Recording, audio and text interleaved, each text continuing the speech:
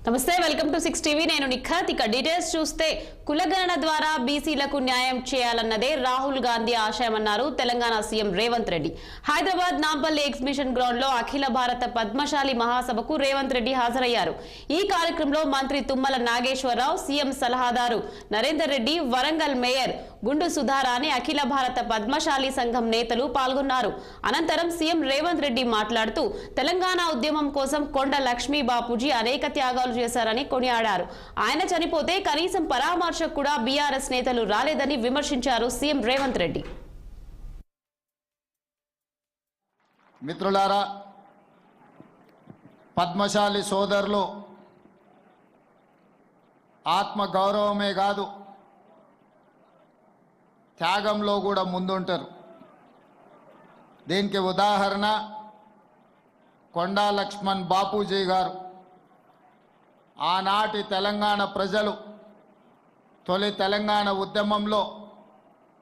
తెలంగాణ రాష్ట్రాన్ని సాధించాలి అని తెలంగాణ రాష్ట్ర సాధననే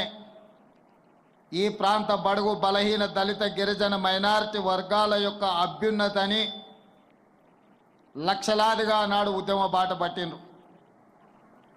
ఆ ఉద్యమ సందర్భంగా చాలామంది ఉద్యమకారులు ప్రజానాయకులైనరు ప్రజాప్రతినిధులైనరు ఎమ్మెల్యేలు ఎంపీలుగా మారినరు వాళ్ళందరూ రాజకీయ ప్రయోజనం పొందితే ఒకే ఒక్కడు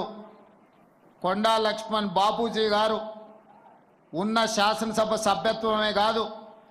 మంత్రి పదవికి కూడా రాజీనామా చేసి మళ్ళీ ఏదైనా బాధ్యత చేపట్టాలి అంటే ప్రత్యేక తెలంగాణ రాష్ట్రంలోనే చేపడతాని పదవి త్యాగం చేసి వారు బ్రతికున్నంత కాలం ఏ పదవిని తీసుకోకుండా త్యాగానికి మారు పేరుగా ఈ దేశంలోనే